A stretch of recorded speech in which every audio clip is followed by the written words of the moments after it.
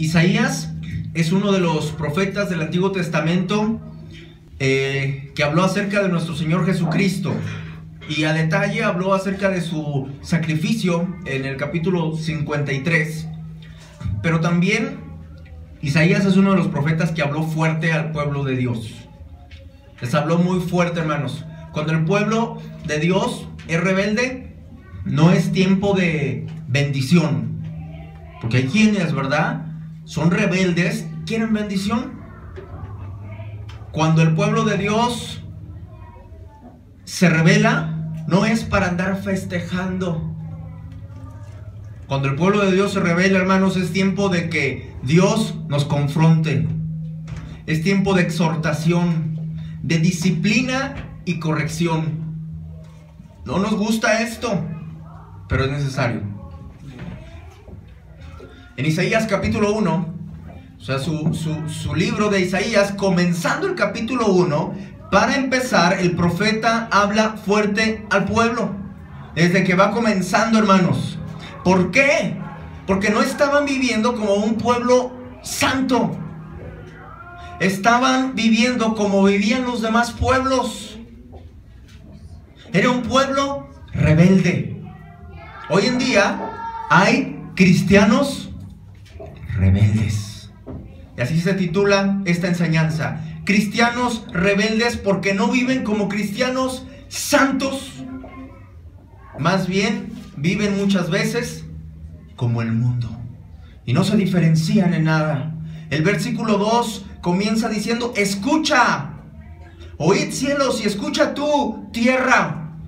La pregunta es: ¿seremos capaces en esta mañana de oír? ¿O si hubiese rebeldía en nosotros, seguiremos en ella? ¿Cómo es un cristiano rebelde? ¿Cómo es un cristiano rebelde? Yo me imagino que hay personas que son rebeldes y ni siquiera lo reconocen delante de Dios. ¿Por qué? Porque hay soberbia en su vida. Y de esto nos habla un cristiano rebelde. Lo primero es que aquí nos menciona la Biblia que es soberbio. Mira el verso 2. ¿Qué dice, hermanos? Después de que dice: porque habla Jehová, crié hijos, lean conmigo, y los engrandecí. Y después, ¿por qué se rebelaron? Porque habían sido engrandecidos, o sea, se llenaron de soberbia.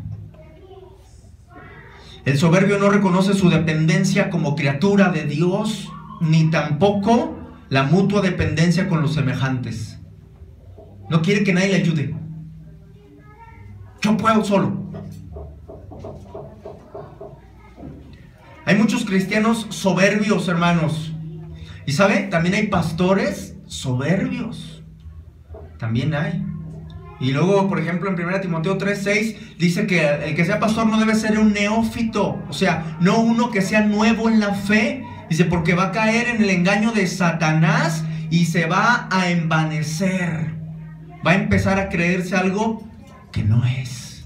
Y he escuchado muchos pastores, ¿verdad? No, yo tengo que 40, 50 años de experiencia, y empiezan a decir, ¿verdad? Y levanté iglesia allá, y levanté iglesia acá, y comencé tal obra que hoy está bien grande. Todo lo ha hecho Dios.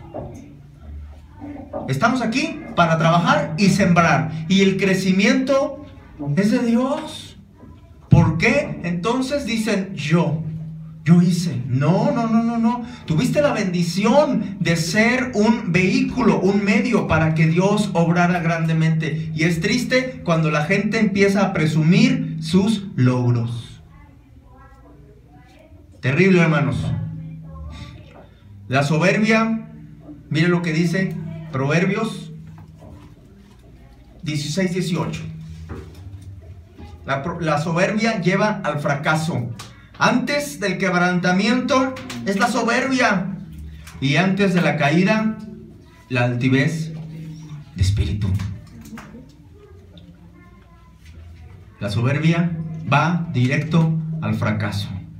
Dice Proverbios 3:6: reconócelo en todos tus caminos. Pon al Señor primero, no digas yo sé, yo soy muy inteligente, yo soy muy sabio. No, reconoce al Señor. Mira, el soberbio no necesita al Señor. El soberbio, ¿cómo se demuestra? Ah, no, sí, yo necesito al Señor y yo hasta soy cristiano y etcétera, etcétera. No, mire, el soberbio no pide consejo.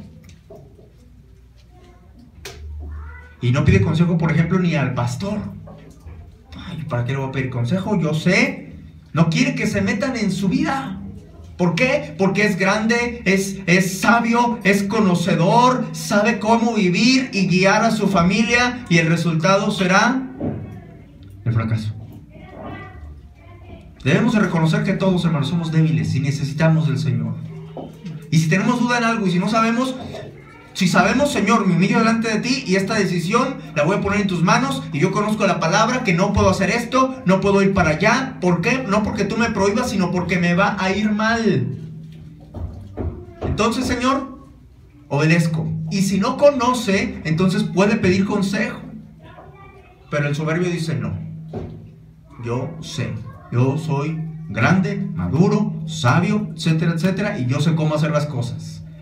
El resultado es que muchas veces hay familias destruidas, peleadas, hijos por allá, por acá, un montón de cosas que suceden, hermanos. ¿Y dónde está la sabiduría? Está en el Señor, hermanos. No seamos soberbios. Este pueblo de Dios, fíjese, no le está hablando aquí al que está perdido, le está hablando al pueblo de Dios. Es increíble que el pueblo de Dios llegue a ser soberbio. Dice Dios, yo los crié, los engrandecí. O sea, fue Él el que hizo que prosperaran. Si llegas a tener algo, ¿verdad? Sea posesión, sea una casa, lo que sea más, fue Dios el que te provee. ¿Por qué? Porque hay mucha gente que por más que se esfuerce y hace, nunca lo tiene. Aunque tenga la capacidad, pero no se le dan las oportunidades, hermanos. Se da cuenta, es Dios el que ha decidido engrandecerte, darte lo que te ha dado, sea poco, sea mucho. Hay que reconocerlo y no ser, hermanos, soberbios, porque le habla al pueblo de Dios, no le habla al que está allá en la calle, al impío. Ah, no, esta predicación es para los de afuera. No, hermanos, es para el pueblo de Dios. El cristiano rebelde, número 2, además de que es soberbio, no conoce a Dios. Mire el verso 3, hermanos, ¿qué dice? El buey conoce a su dueño. ¿Y luego? El asno el pesebre de su señor. Y el asno el pesebre de su señor. Israel no entiende. ¿Y luego? Mi pueblo no tiene conocimiento. Mi pueblo no tiene.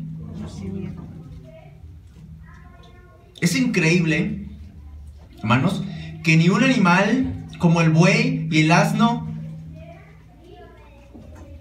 no desconocen a su dueño, como el cristiano desconoce a su Señor.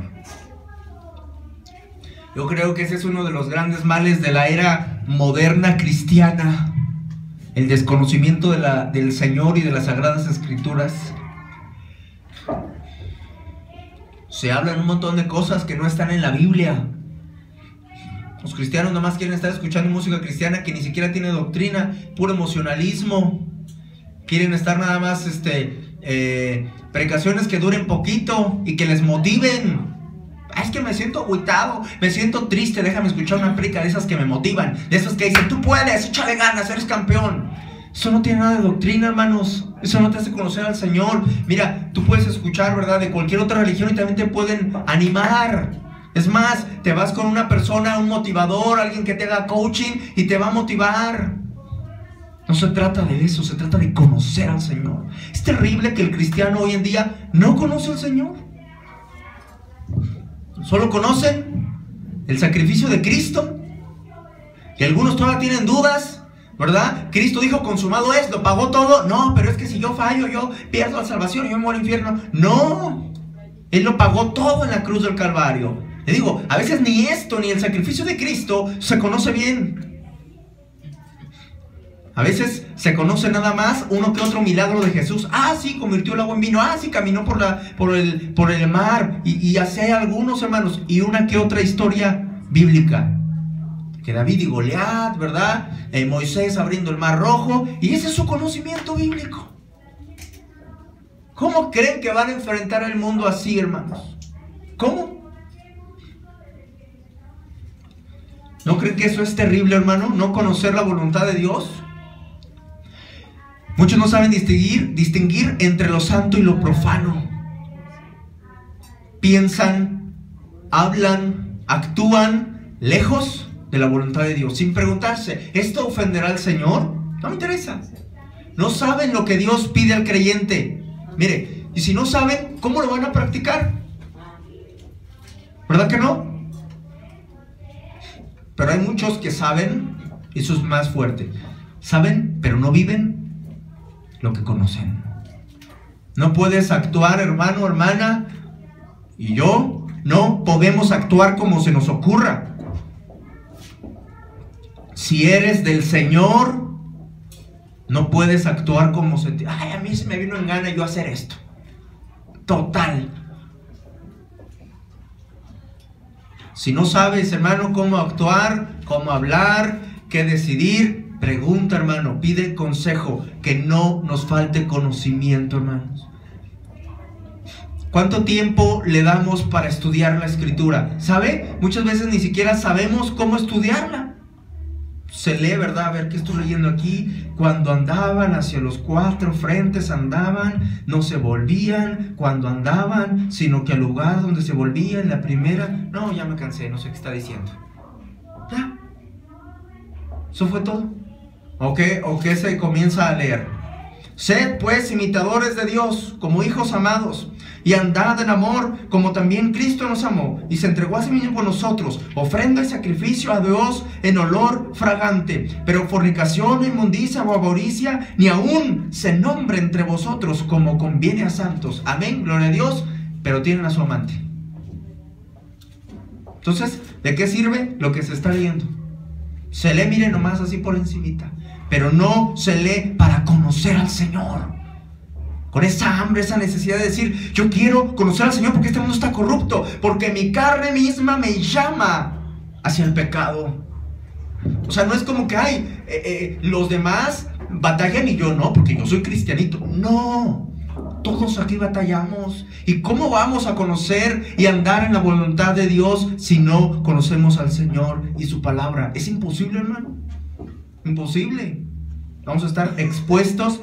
Esto yo creo que no está mal. Y no sabemos distinguir entre lo santo y lo profano. Hoy en día en las iglesias se ponen a bailar, se revuelcan allí, ¿verdad? Entonces imagínense, ponen la misma música de reggaetón con letra disque cristiana, porque tienen el gozo del Señor.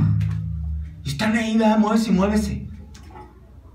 Yo lo he visto en videos, nunca he asistido a estas congregaciones, lo he visto en videos. ¿Cómo están? Otros empiezan a alocarse, ¿verdad? No lo voy a hacer, me voy a marear si me sangoloteo como ellos, ¿verdad? Pero le hacen de una forma brusca, ¿verdad? ¡Ah! Entonces uno dice, ¿y eso qué tiene de...? ¿A dónde va eso? ¿Es un circo? ¿Es un manicomio? ¿Qué es, hermanos? ¿Saben por qué? Porque no saben distinguir entre lo santo y lo profano. Entonces cualquier cosa se empieza a meter en la iglesia. Oye, pastor, a mí me gustaría que empezáramos acá, que con esto y con lo otro. No saben muchas veces distinguir entre lo santo y lo profano. Toda la música de hoy en día, hermanos, que el mundo está escuchando, prácticamente toda, está corrupta. Satanás, mire, a lo mejor usted ha escuchado cómo están las letras, hermanos. Ayer que fuimos a conseguir la batería, nos vinimos, ¿verdad?, en carro, y venía el señor ahí con su música, y yo estaba escuchando, y decía, ¡qué barbaridad! Ya ni me acuerdo qué decía, pero así un sonido de esos como tipo reggaetón, pero la letra yo decía, híjole, pues esto es puro sexualidad, puro sexo así abierto. Terrible, hermano. Y ahí están las muchachitas prestándose a eso, nomás las dejan embarazadas, el muchacho se fue a otra, porque esta ya se puso gordita, ya le quedaron las estrías, ya no me gustó. Ahora, ¿verdad? Hay que ser papá. Yo no quiero ser papá, yo quiero divertirme, yo quiero gozar. Y ahí se quedó la muchacha, ¿verdad? Pensando que era lo máximo en su vida. Así pasa, ¿sí o no? Y piensan, a mí no me va a pasar. No, es que tú no conoces a fulanito, él es diferente. Su abuela, ¿Cuál diferente, hermanos? Si no conocen al Señor, es lo mismo. Es lo mismo, hermanos. Pero no saben distinguir entre lo santo y lo profano. No hay conocimiento. Y cuando hay soberbia hay fracaso. Pero cuando hay desconocimiento del Señor, de su voluntad, de su palabra, te aseguro que hay fracaso y hay terribles consecuencias, hermanos. Está terrible, hermanos. Número 3. Además de que un cristiano rebelde es soberbio, que no conoce a Dios. Número 3, ¿sabe qué hace? Se vuelve atrás. Mira el verso 4. Hacia el pecado, hermanos. Ayúdenme por favor a leer. ¿Qué dice el verso 4? Oh gente pecadora, pueblo cargado de maldad, generación de malignos, hijos depravados, pecaron a Jehová, provocaron a ira, santo de Israel, se volvieron atrás. ¿Qué hace el cristiano rebelde? Se vuelve ¿a dónde? A la carga de su pecado, a la depravación. Mire cómo dice: hijos depravados. Habla fuerte, hermanos. Dice la Biblia: dejaron a Jehová. Y termina diciendo: se volvieron atrás. Muchos se alejan del Señor, se alejan de su iglesia y vuelven a la vida antigua. He conocido a mucha gente así, que estaban en el Señor y después se vuelven al vicio. Se vuelven de donde el Señor los rescató. Se vuelven a su antigua vida, donde Dios no es una prioridad. Y tienen excusas, hermanos. Para hacer esto hay excusas. Que sí, que el trabajo. No es que yo no puedo asistir a la iglesia porque el trabajo y esto y esto y esto. Que si la familia, no, es que todo problema, que no sé qué trata. Que si algún hermano, no, es que el hermano se me puso así, yo no quiero ver a tal hermano. Y hasta con el pastor. No, es que el pastor. Y empiezan, paz. Excusas. Pero su mente y su corazón, la verdad es que tiene otras prioridades. Y hay un montón de excusas para decir: yo no asisto a la iglesia. Muchos se vuelven atrás. Mire, del verso 5 al verso 8 nos habla de las consecuencias de volverse atrás. Sufren que aún así no se arrepienten. Mire el verso 5. ¿Por qué queréis ser castigados? Y luego pregunta: ¿todavía? O sea, fíjate cómo te está yendo y todavía no te arrepientes. ¿Todavía os rebelaréis? Dice la palabra, hermanos. Es terrible ver gente así, que por más, ¿verdad?, que el Señor le disciplina, le va mal, siguen y siguen por el mismo camino. Insisten y no escuchan. Enfermos de placer, enfermos de vanidad, enfermos de poder. Dice el verso 6, que desde la planta del pie hasta la cabeza no hay en él cosa sana. Todo está corrupto, hermanos, cuando entra la soberbia. ¿Sí? Empezamos con la soberbia, hermanos.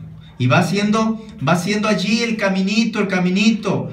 Ya ni siquiera, ¿verdad?, conoce al Señor. Se vuelve atrás y empieza todo su cuerpo a estar corrupto. Las manos, los ojos, todo. Mire, dice la Biblia: si tu ojo es maligno, tu cuerpo es maligno.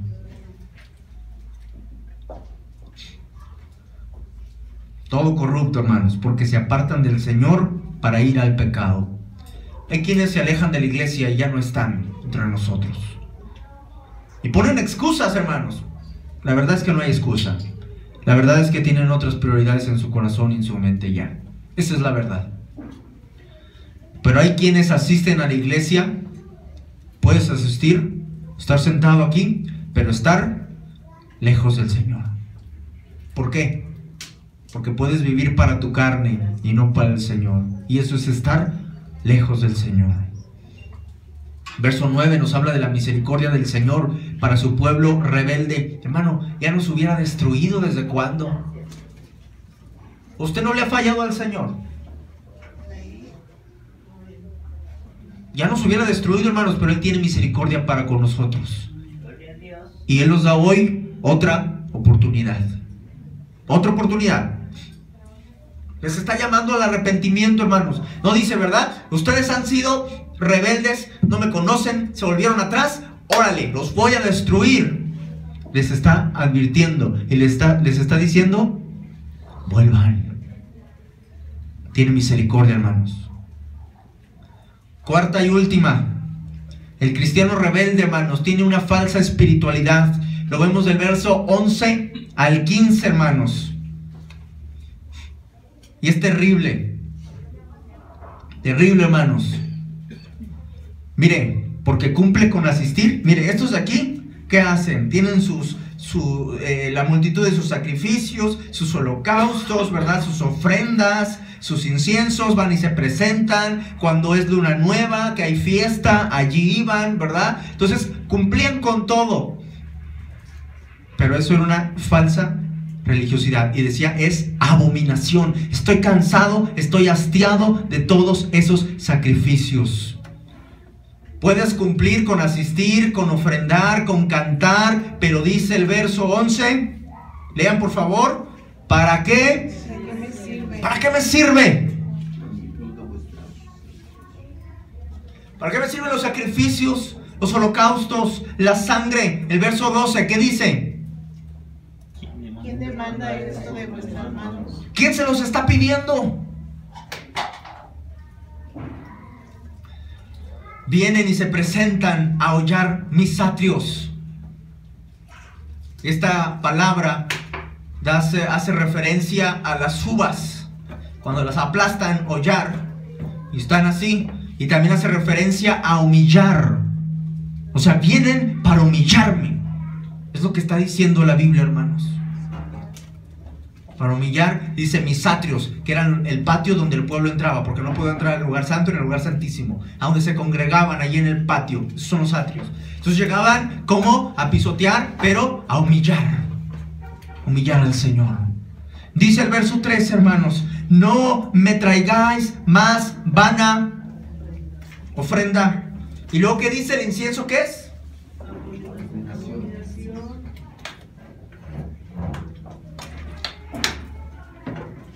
Abominación. Y luego, ¿qué dice? Luna nueva, día de reposo, convocar asambleas. No lo puedo sufrir. Son iniquidad, ¿qué cosa? ¿No está fuertísimo eso, hermanos? ¿Fortísimo? ¿Qué está diciendo? Ahí está hablando fuerte a ellos, pero a nosotros también. Dice, si estás viviendo con soberbia, ni te interesa conocer al Señor, te vuelves atrás, o sea, aunque estés aquí, porque ellos iban, pero vivían en pecado. ¿Y qué dice? Cuando vienes, tú vives en pecado, en adulterio, etcétera, etcétera, pero vienes aquí a cantar y quieres hacer, ¿verdad? Y Señor, aleluya, y tu nombre levantaré, y santo, santo, santo, ¿verdad? Dice, es abominación. Eso es terrible. Yo no quiero, hermanos, tengo que aplicar así fuerte, porque no quiero que nuestro culto, nuestra asamblea sea para Dios abominación.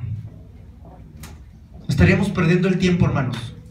Aquí todos, ¿verdad? Santitos, ¿verdad? Yo no traigo corbata, con corbata, todas las hermanas bien, ¿verdad? Y afuera como viviendo. Dice el Señor, si tienes una doble vida, una falsa espiritualidad, ¿de qué me sirve que vengas? ¿De qué me sirven tus ofrendas? ¿De qué me sirven tus cantos? ¿De qué me sirve todo esto si tu corazón y tu mente está en el pecado? Si te has vuelto atrás. ¿De qué me sirve? ¿Se da cuenta, hermano? Yo no sé usted, pero yo por mi parte, y yo sé que usted batalla porque yo batallo, pero yo por mi parte, yo no quiero que nuestra asamblea sea una abominación al Señor. Que diga, no los puedo sufrir, ya me cansé de escucharlos. Yo no sé otras iglesias, hermanos, pero nosotros no nos interesa vidas ajenas, otras iglesias, ni hablar de ellos. Nosotros, hermanos. Es una falsa espiritualidad cuando asistes a la iglesia, pero también a las fiestas del mundo, a los conciertos, ¿verdad? Y a los bailes, ahí estás, ¿verdad? Y el domingo así con una cara de santidad. Eso es una falsa espiritualidad. Cuando cantas alabanzas, pero luego vas a tu casa en el coche cantando las de Luis Miguel o de Juan Gabriel o quien sea. Terrible cuando alabas a Dios y maldices a tu hermano, chismeas, mientes. No tiene sentido, hermanos. Cuando le das a Dios las obras de tu tiempo, de tu esfuerzo, de tus recursos, pues cumplo con ir, cumplo con, a ver cuánto traigo el cambiecito, ¿verdad? A ver cuál es la moneda más chiquita. No estoy diciendo que esto pase aquí, hermanos, ¿verdad? Sí pasa en muchos lugares y yo desconozco. Usted sabe que yo no le pido que me ponga su nombre, porque es entre usted y el Señor. Pero no le demos al Señor en ningún sentido las obras, hermanos. Verso 15, mire qué dice, hermanos. Cuando extendáis vuestras manos, yo esconderé de vosotros mis ojos. Señor, aleluya, ¿verdad? Te amamos, Señor. Y están con las manos extendidas, ¿verdad? Oh, Padre amado. Y esas mismas manos, luego, ¿qué están haciendo? Dice, cuando extendáis las manos, yo esconderé de vosotros mis ojos. No, es como, imagínense, no quiero verlos. Y luego, mire, asimismo, cuando multipliquéis la oración, estás ore y ore y ore, ¿verdad? No, pastor, es que lloro todo el día, lloro 3 horas al día, y luego vengo, etcétera, etcétera, y oramos, estamos a ore y ore y ore y ore. ¿Qué dice? No, yo no oiré. Llenas están de sangre vuestras manos. Yo no los voy a oír. Aunque estemos a ore y ore, ¿verdad? No, es que yo oro mucho, pastor. Pero no podemos tener esta doble vida, porque es una falsa espiritualidad. ¿De qué manera nuestras manos están llenas de sangre? Vemos a la gente morir, que se va al infierno, no importa. Dice, ¿verdad?, al atalaya en Ezequiel, que tú tienes que avisar a la gente. Si la gente hace caso, no es culpa tuya. No hicieron caso, es culpa de ellos. Pero si tú, sabiendo, no avisas, su sangre será demandada de nosotros. Por eso dice, su sangre está, sus manos, perdón, están llenas de sangre. Y así nosotros, hermanos, porque no hablamos del evangelio. A veces hasta vergüenza nos da, ¿verdad? No, es que nadie es cristiano, nomás yo aquí en el trabajo, nomás yo aquí en la escuela, nomás yo aquí en la cuadra. No. Dios no contesta la oración de los rebeldes. Así que dices, ¿verdad? ¿Por qué Dios no me contesta? Hay que poner atención, no sea que andemos en rebeldía. Así que Dios no escucha, aunque ores y ores, hasta que haya un arrepentimiento. Concluyo, hermanos, con el verso 16 en adelante. Dice, lavaos y limpiaos, quitad la iniquidad de vuestras obras de delante de mis ojos. Lean fuerte la última frase. Dejad de hacer lo malo, aprender y hacerlo bien. O sea, arrepiéntete. Deja de hacer lo que estás haciendo. Miren, aunque la salvación sea por fe y por gracia de Dios, no por obras, esto no significa que vamos a vivir como queremos.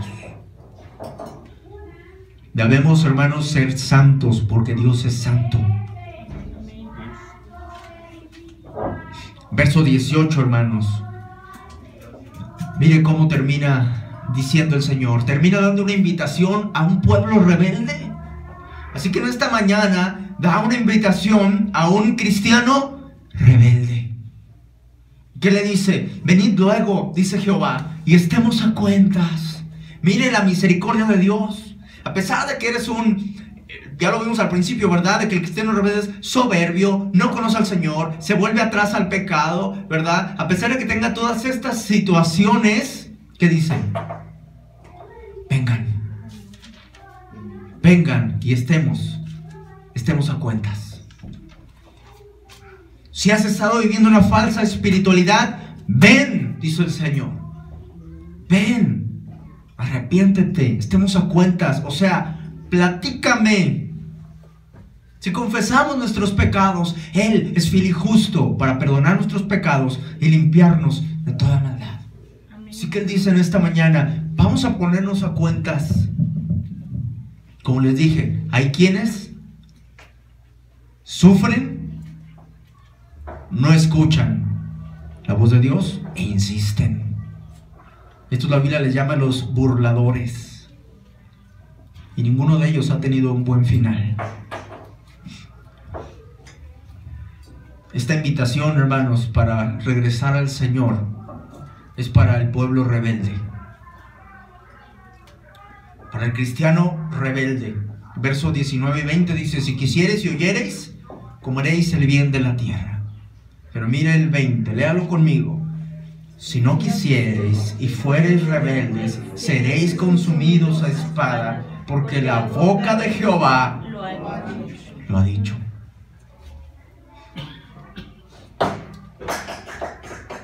Claro, hermanos, es una decisión.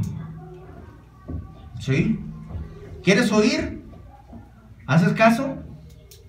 Ven, dice el Señor. Ponte a cuentas. Y si no, hay consecuencias.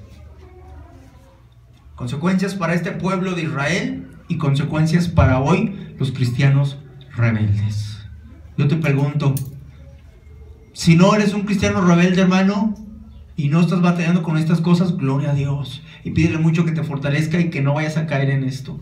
Pero si has caído en rebeldía, ya sea soberbia, ya sea porque no conoces y vives desconociendo, ¿verdad?, del Señor, y actúas en tu propia opinión y no bajo la voluntad de Dios, o lo que sea, hermano, hoy es el día para que puedas reconciliarte con el Señor y decirle: Señor, aquí estoy, me quiero poner a cuentas contigo.